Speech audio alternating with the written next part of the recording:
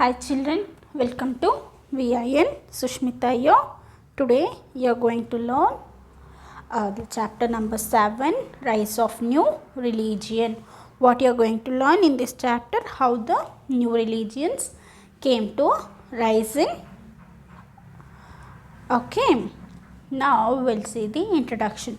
About 2500 years ago, many new philosophies came into existence that were different from Vedic philosophy. Gautam Buddha and Mahavir were the harbingers of new philosophies. Their life and preachings are discussed here. Along with this, the functioning of 16th Janapadas and other republics that were in the plains of Ganga and Sindhu rivers are also explained. What they are saying here, children, before 2500 years ago, they developed so many philosophies. Then who were the philosophies came here is Gautam Buddha and Mahavira. In this chapter you are going to learn about the Gautam Buddha and the Mahavira, their teachings, their lifestyles, and how the 16 Janapadas were there, their functions, and what are the republics and the plains of Ganga and river. Okay. Next we'll see competencies. To understand the causes for the rise of new religion, to know the biographies of Gautam Buddha and Mahavira, to understand the preachings of Gautam Buddha and Mahavira, to comprehend the relevance of the Buddhist and Jain philosophies, to appreciate the tradition of republics which were present 2500 years ago. What are all you are going to learn in this chapter is, first, to understand the cause of rise of new religion, how the what are the causes, how the new religion has been formed. Next, the biographies of Buddha and the Mahavira. Next, the teachings of Buddha and Mahavira, and you are going to learn how the Buddhist and Jain are different, or they are, what are their teachings, how they are different, and what are their difference and their similarities, and how the republic's tradition came into exist. That too it was in before 2500 years ago. Now we'll see why did the new religion emerge. Why did the new religion emerge, that we are going to learn here. Okay. During the Vedic period, rituals like yaga and yagna needed animal sacrifice. This affected the food production. Apart from this, food grains, milk and ghee were offered as havisu and burnt in the fire, which resulted in the shortage of food. Yes, no children, during the Vedic period they were doing so many yagas and yagnas, right? How this needed a sacrifice of the animals. By this, what they affected for the food production? The food production came into shortage of the food, right?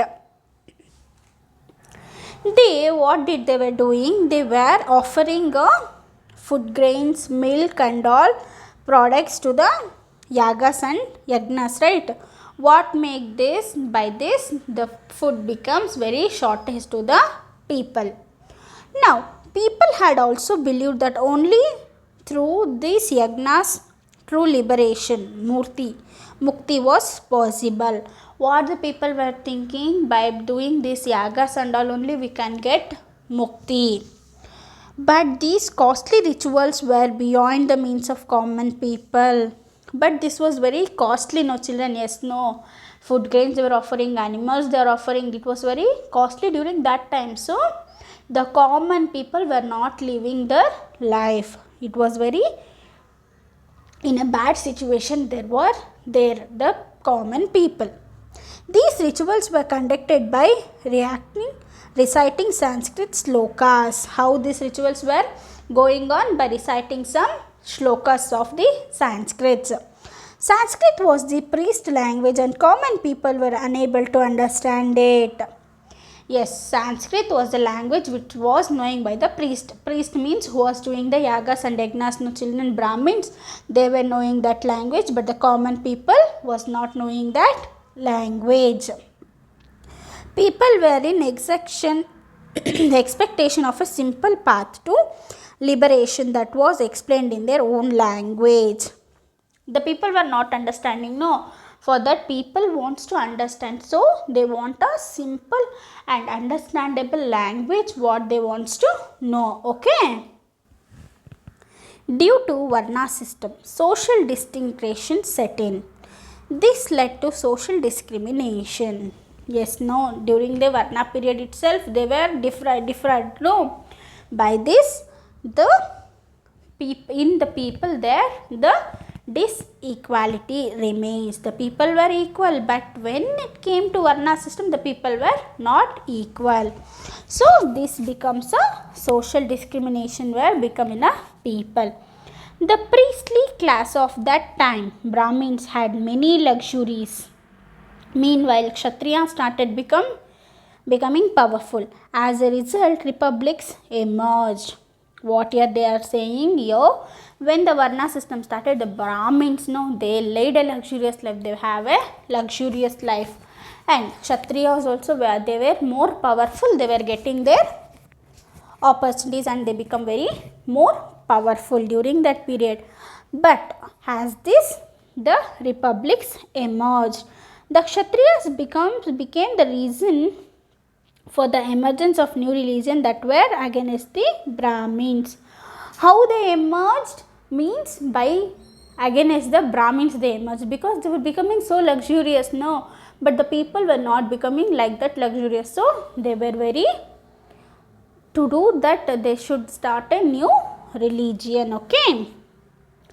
Around 2600 years ago, due to all these reasons, there were 62 new religions. See, in around 2600 years ago itself, there were having how many new religions? 62 new religions were there.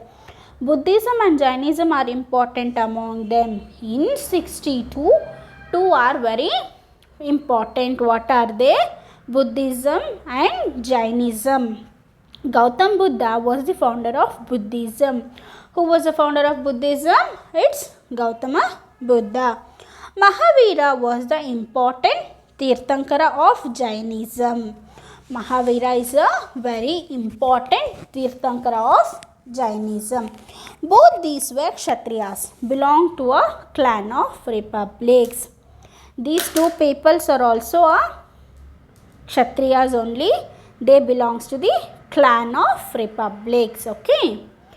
Now we'll see Buddhism. What are the Buddhism?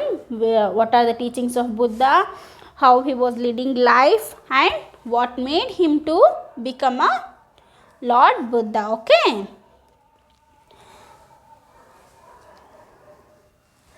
The religion founded by Gautama Buddha was Buddhism. It was established about 2500 years ago. What they are saying here, the religion what founded by Gautama Buddha is Buddhism. It has been established about 2500 years ago. In 2500 years before 2500 years ago only the Buddhism has been started. The Buddha's life. Gautama was born in Lumbini near Kapilavastu of Nepal. Where did Gautama Buddha born? In Lumbini. Where it is? Kapilavastu of Nepal. In Nepal he has born. His childhood name was Siddhartha. What is his childhood name? Siddhartha. His father Shuddhodana was the head of Sakya Republic. What they are saying, his father was there. No, his father name is Shuddhodana.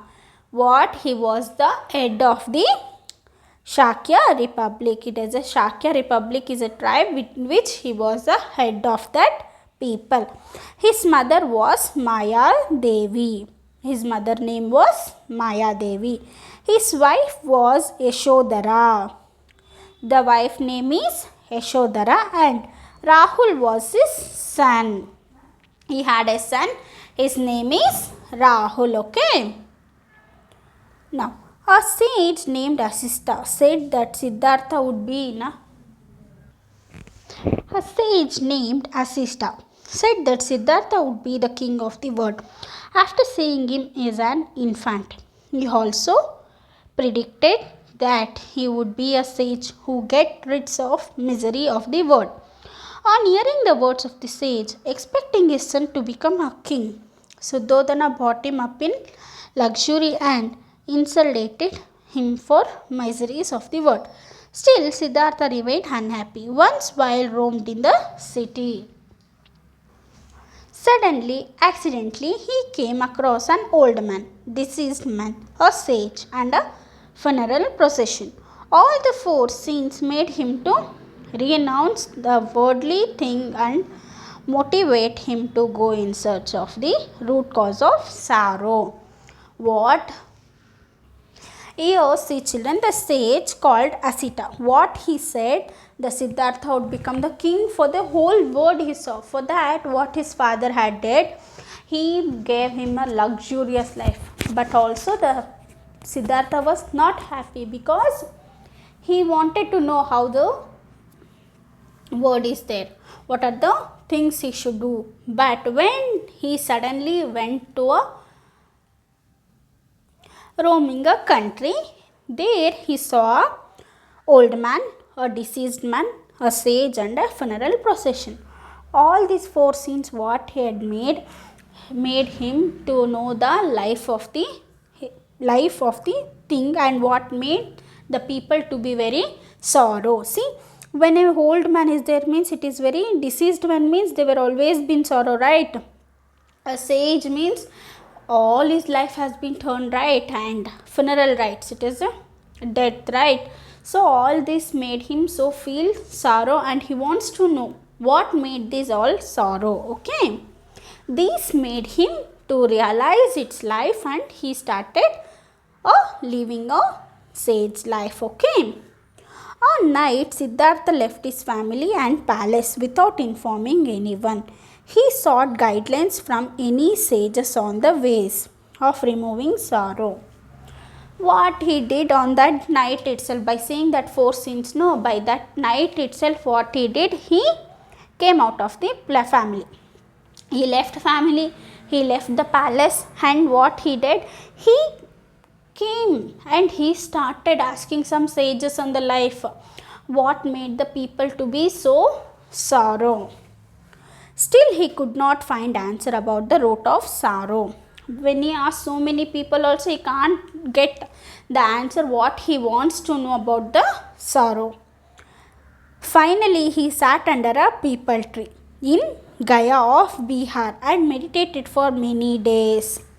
What he did, finally what he did, he started meditating. Where?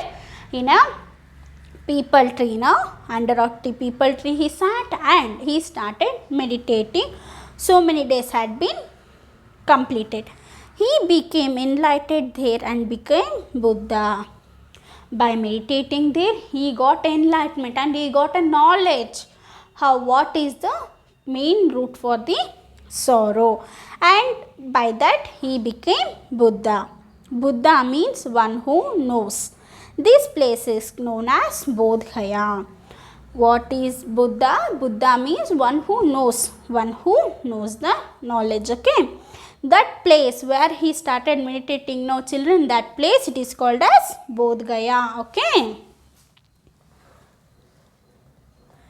Buddha preached his thoughts to 5 disciples at Saranath near Varanasi of present Uttar Pradesh for the first time. What he is saying, he preached for 5 peoples, where he started preaching them in Saranath near Varanasi, where it is now, it is in present Uttar Pradesh. This incident is identified as Dharmachakra Parivartana. This what he started realizing the people, no children, for the 5 people, this is known as Dharmachakra Parivartana. Later he travelled around Bihar and other places. Later he had travelled to Bihar and the other places also, and about 40 years and preached his thoughts Slowly, the fame of Buddha spread around. After continually, as he had been traveling, he was teaching to other places, Bihar and the other places. No, slowly it came into exist. Buddhism came into exist and it has been spread around. Many kings respected him. Finally, Buddha passed away at Kushinagar of Bihar. Many peoples and many kings respected his teaching and respected him so much. And after that, Buddha finally has been passed away. Where he has passed away? In Kushinagar of Bihar. In Bihar, he has been passed away. Okay. Now, we'll see the teachings of Buddha. The aim of Buddha's teaching was to attain knowledge by practicing purity in life and thoughts. What is the first aim of the Buddha's life means? He should attain a knowledge. How we should attain a knowledge? By practicing the purity of the life. Okay. He called this as Dhamma. What he called this as? He called this as Dhamma. The word is full of sorrow. Desire is the reason for sorrow. What he thought? The word is full of sorrow, right? Why it is full of sorrow? It is because the people wants the more. When we give something, the people wants the more and more. So it is very sorrow. Whoever wins out desire attain nirvana, liberation. Whoever wins out the liberation, he will become a thought and he will wins the liberation. Okay. He taught eightfold paths to attain nirvana. Yes. By getting this liberation, he has a eightfold paths. How many fold paths he has? He has eightfold paths. Nirvana, which includes right view, right resolve, right speech, right action, right livelihood, right effort, right mindfulness and right concentration. What are the eight folds that nirvana that Buddha has given? No, children, here right resolve, right speech means solving the problem, talking a nice speech. Right action, the right action should be given. Livelihood means should live a right life. Right efforts, the effort should be right in a right way. Right mindfulness, it should be full of thoughts, useful thoughts. And right concentration, whatever the work we have doing, we should have a right concentration. This is called as Ashtanga Marga. What it is called as? Ashtanga Marga. Now we'll see the 4 stages of Buddha life. Okay. Mahaparityaga, Jnanodaya, Dharmachakra, Parivartana and Mahaparinirvana. The basic teaching of Buddha are known as 4 noble thoughts. Word is full of sorrow. Desire is the root of sorrow. Conquering desire is the way out of sorrow. Ashtanga Marga is a path to end sorrow. Siddhartha is also called as Buddha.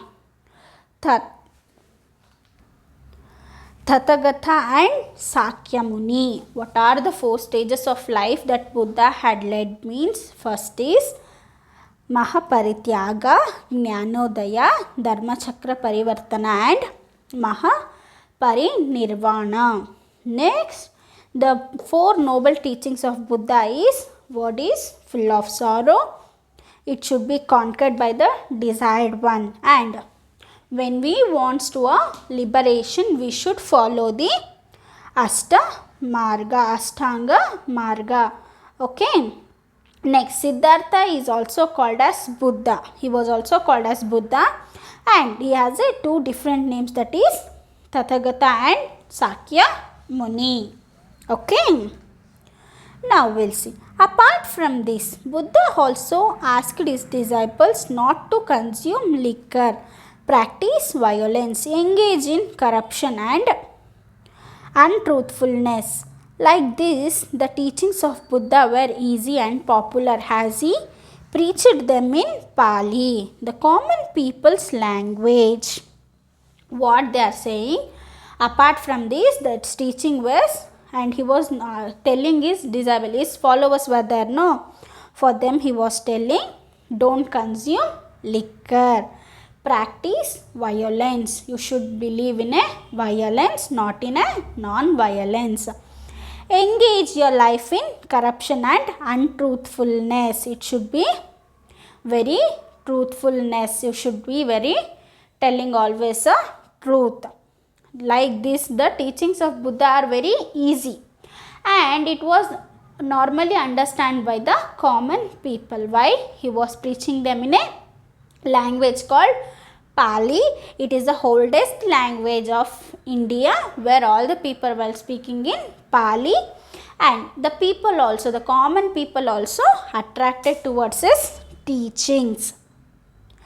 Next, all these teachings were collected in Tripatakas by his disciples. They are Vinaya Pitaka, Sutta Pitaka and Abhidhamma Pitaka. These are called as the holy books of Buddhism. Yes, all his teachings has been maintained and collected in book. It is called as Tripatikas, means it has a 3 books, and they are called as Vinaya Pitaka, Sutta Pitaka and Abhidhamma Pitaka. These are the holy books of Buddhism. Okay. There is another view which says a river dispute made Siddhartha to leave his palace. There was a dispute over river water sharing between Siddhartha state and another state. There was another view which says a river dispute made Siddhartha to leave his palace. There was a dispute over rivers, water sharing between Siddhartha state and another state. Siddhartha opposed his people who were on the verge of war over this issue and later left his palace. This information is found in Dr. B.R. Ambedkar's book. What they are saying here, this is another thing.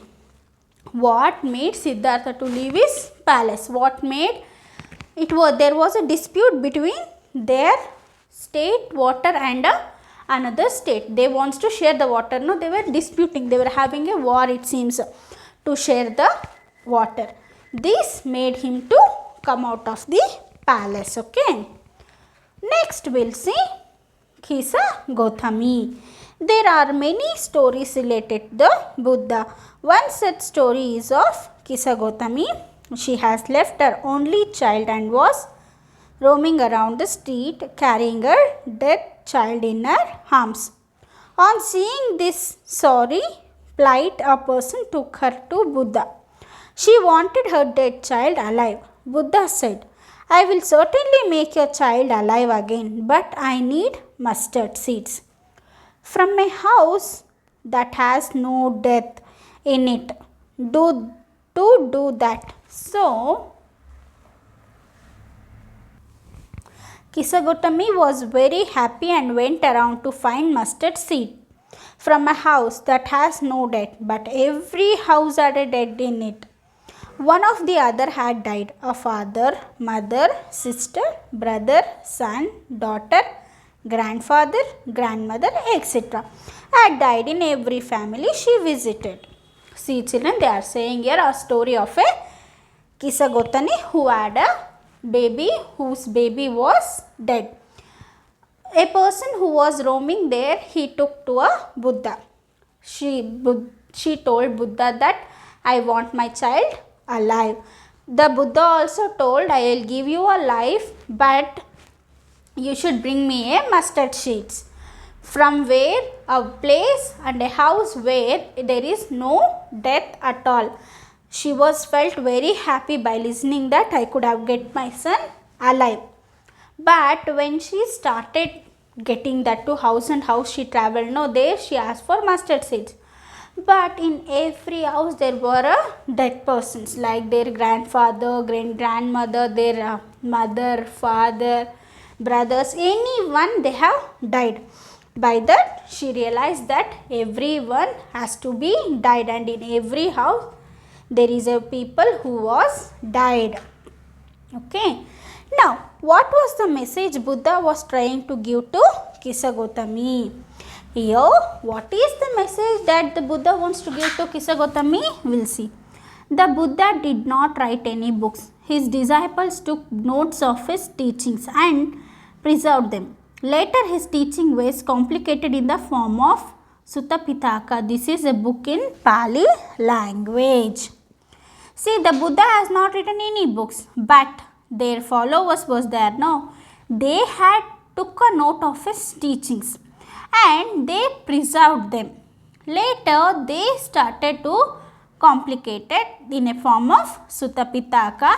It is in a language of Pali. Okay, these are all of Buddhism. Now we'll start the Jainism. Okay, Jainism. Life of Mahavira. Mahavira is the 24th Tirthankara and preached Jainism. He was born 2500 years ago at Kundagrama near Vaishali. His earlier name was Vardhamana. Vardhamana's father was Siddhartha, a rich Kshatriya and the head of the Kundagrama. Vardhamana's mother was Trishala Devi. Vardhamana left his home in search of enlightenment. He spent some time as a Dirgambara Muni.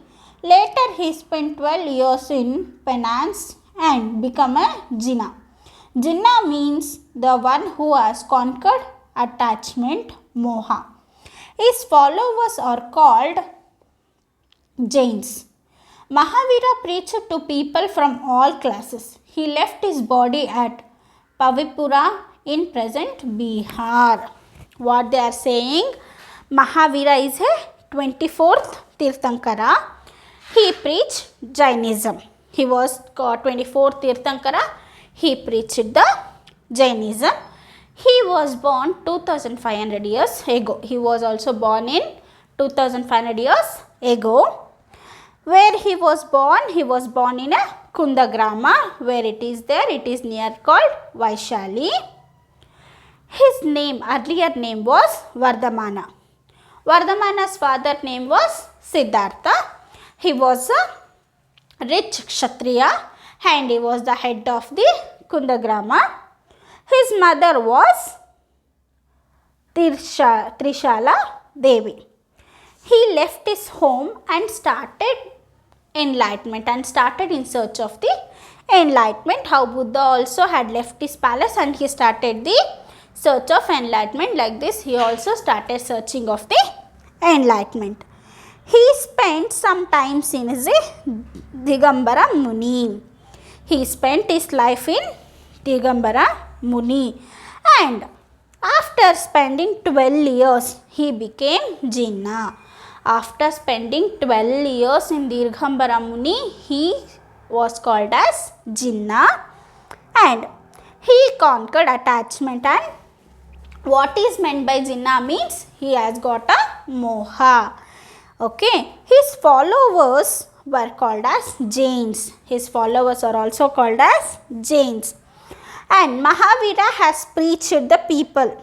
Mahavira has preached the people from the lower classes also. From the all the classes he was preaching its level. Okay, and he left his life and body in Pavapura. It is in Bihar now. Okay. Now we will see Mahavira's teaching.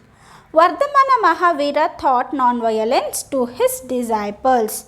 He wanted them not to commit theft and amazing wealth. He preached celibacy. Jainism has given more prominence to non-violence than any other religion in the world. Mahavira's teaching are the continuation of 23rd Tirthankara Parshvanatha. See what they are saying here. Mahavira's teaching is to be mainly the followers should follow non-violence and they should not commit any theft, means they should not do any problems to the people, and they should not get, the ones who get amazing money means they will go, no, but he was saying don't go, it is also it is normally a money. And there's so many prominence, no, non-violence was mostly prominence, and the religious which was followed was mainly it is Jainism. The other religion was not more enough of the non-violence, but the Jainism was more enough. Okay. Next, the Mahavira's teaching we are founding, no children, that is 23rd Tirthankara. Who was there? No. Who was he? Parshvanatha. His teachings only has been followed. Later, two sects named Dirghambara and Shvetambara emerged in Jainism. The followers of Parshvanatha, who used to wear white cloths, became Shvetambara. The followers of Mahavira, who used to wear no clothes, became Digambara. Shravana Belagola of Karnataka is a famous Jain religion center. What they are saying here, later there became two sects in Jainism. One is Shvetambara and one is Dirghambara. Shvetambara, the people who follows Parshvanatha, and they wear white cloths. But when it comes to Mahavira, or else the follower of Mahavira are called Dirghambara, where they were not wearing